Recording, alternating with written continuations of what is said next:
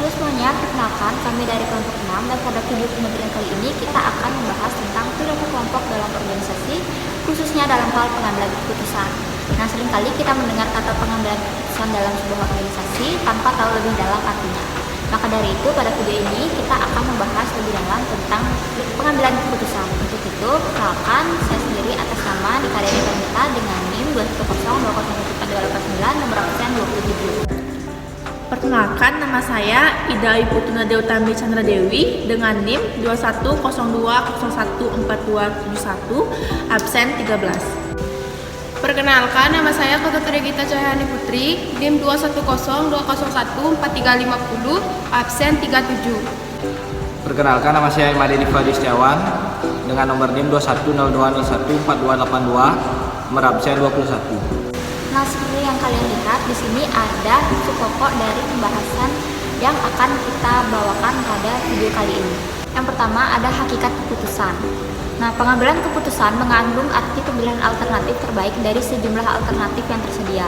Dengan kata lain, dapat dikatakan sebelum memilih pengambilan keputusan, kita harus memiliki lebih dari satu alternatif sehingga bisa menentukan mana yang lebih baik untuk digunakan. Maka dari itu, teori-teori pengambilan keputusan itu bersangkut paut dengan masalah bagaimana pilihan-pilihan tersebut dibuat. Nah, selanjutnya, pada hakikatnya pengambilan keputusan itu merupakan suatu pendekatan yang sistematis terhadap hakikat suatu masalah yang dilakukan dengan cara mengumpulkan fakta dan juga data. Selanjutnya, yang kedua ada definisi pengambilan keputusan.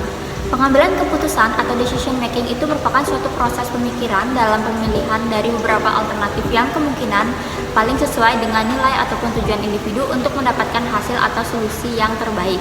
Maka dari itu, pengambilan keputusan itu merupakan sebuah proses yang dinamis, di mana arti kata dinamis di sini yaitu suatu proses yang berubah-ubah yang dipengaruhi oleh banyak kekuatan termasuk lingkungan organisasi dan pengetahuan, kecakapan dan motivasi.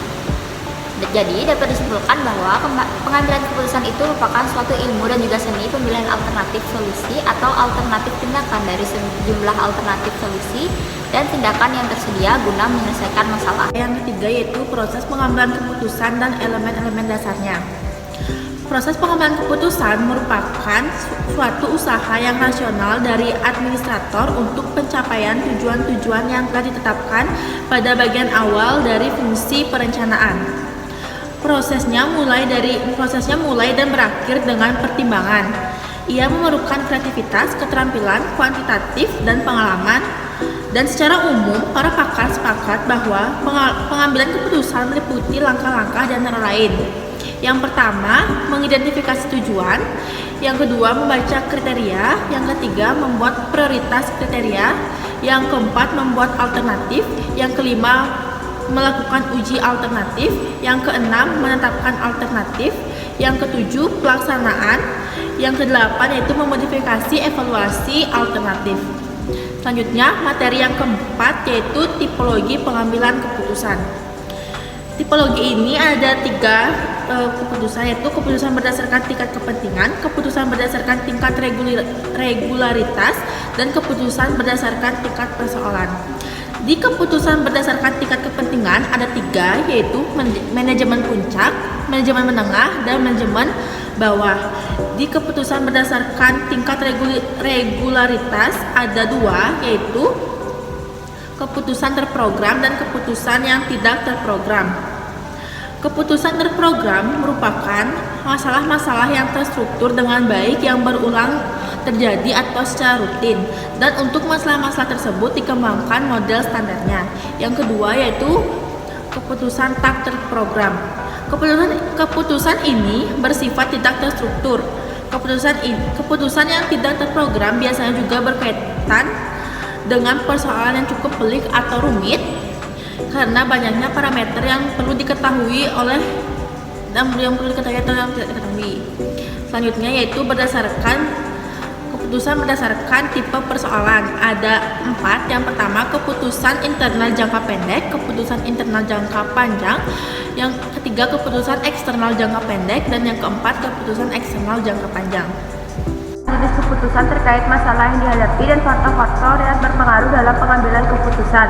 Yang pertama, jenis keputusan terkait masalah yang dihadapi ada dua, yaitu keputusan yang diprogram dan keputusan yang tidak diprogram. Keputusan yang diprogram yaitu keputusan bersifat rutin dan dilaksanakan secara berulang-ulang sehingga dapat dikembangkan suatu prosedur tertentu. Keputusan yang diprogram terjadi jika permasalahan terstruktur dengan baik dan orang-orang tahu bagaimana memecahkannya. Permasalahan ini umumnya agak sederhana dan solusi relatif mudah. Keputusan yang tidak diprogram yaitu keputusan baru, tidak terstruktur dan tidak dapat diperkirakan sebelumnya.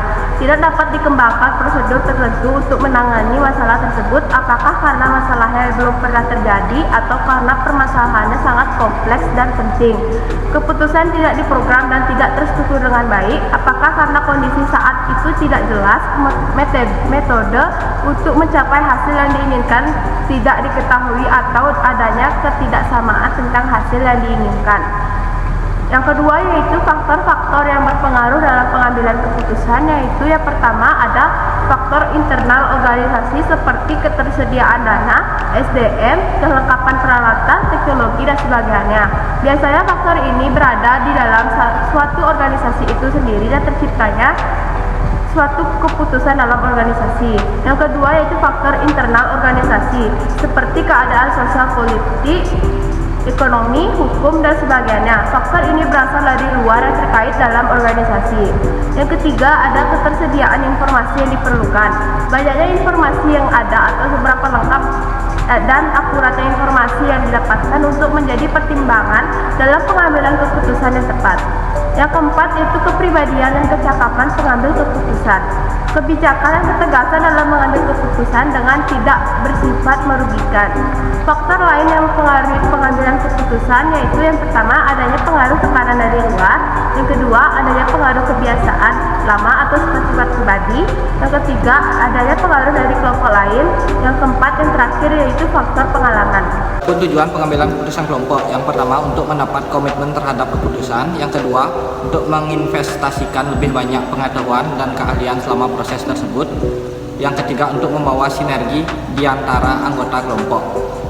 Adapun keuntungan pengambilan kelompok, yang pertama terkumpulnya banyak pengetahuan, yang kedua dapat diterima sebagian besar anggota kelompok, yang ketiga banyaknya ragam alternatif, yang keempat pengembangan dari berbagai pendapat, yang kelima keputusan yang seimbang.